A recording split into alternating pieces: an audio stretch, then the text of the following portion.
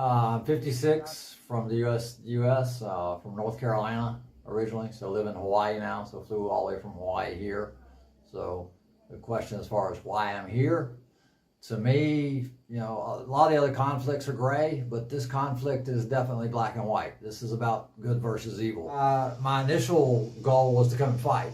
I think everybody around the globe should be motivated to come here and support the Ukrainians and support the army, no matter what gender, age, anything. Everybody should be here supporting the army. But I'm 56, so initially they were like, well, I have no military experience, so they're like, you're not an ideal candidate.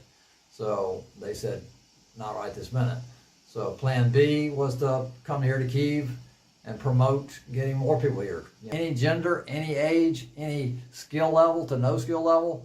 But yeah, if you want to fight, come here and see me, and I'll put you in a unit so you can go fight. And you don't have to come, but if I ask for $5 to buy a vest to save a Ukrainian life, it seems like that would be a no-brainer. But I increasingly get more disappointed in humanity. And I'm beginning to question whether or not we're going to end up on the right side of this equation. Driver! Take 2 steps to your right!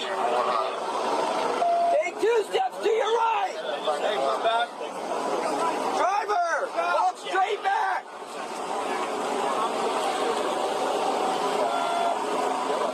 Keep walking!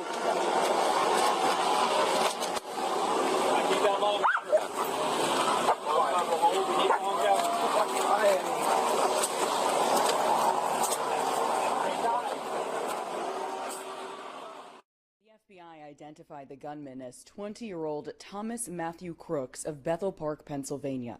They say he fired shots from outside the secure cordoned area of the rally, atop an elevated structure. He starts shooting.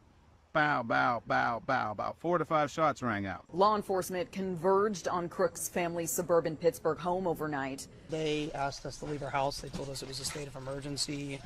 No warning, they just knocked on the door in the middle of the night. Officials say the gunman fired 6 to 8 rounds from an AR-15 assault rifle before he was shot and killed by a member of the Secret Service counter-assault team. The FBI called it, quote, surprising that he was able to fire at the stage before he was killed. We do not currently have an identified motive, although our investigators are working tirelessly to attempt to identify what that motive was. The action is to appeal to what leaders, what organization. My name is Brian DeLallo. I teach AP and Honors Economics in Pittsburgh, Pennsylvania. Financial well-being to me is knowing that I can be free to do the things that I love to do. I hope when I retire someday, they say, that guy made this place a special place to come to school and gave as much as he could to help the community.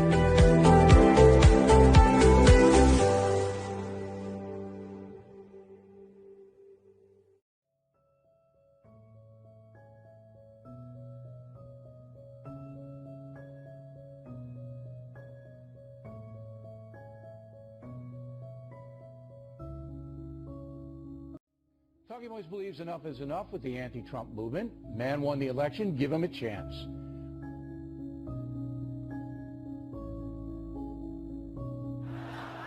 And now you're going to run for president. Don't you think that's a really cool idea, you guys?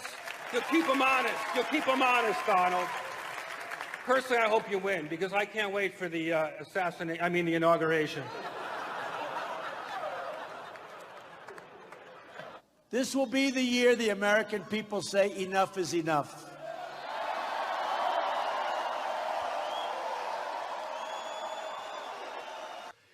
This will finally be the year the American people say enough is enough. Enough is enough. It was the American people saying enough is enough. They're fed up. And say enough is enough. Say enough is enough. Enough is enough. And we do not tolerate this kind of behavior in this country.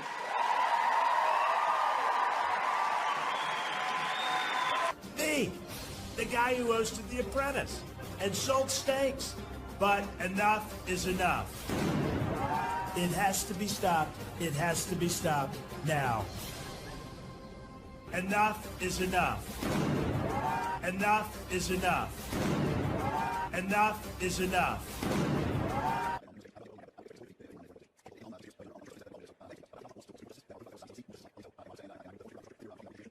A new world order. President Trump's foreign policy mean a new world order. Joining us now to discuss. Can we skinny dip? At Camp David? Sure. They couldn't keep pants on Kissinger.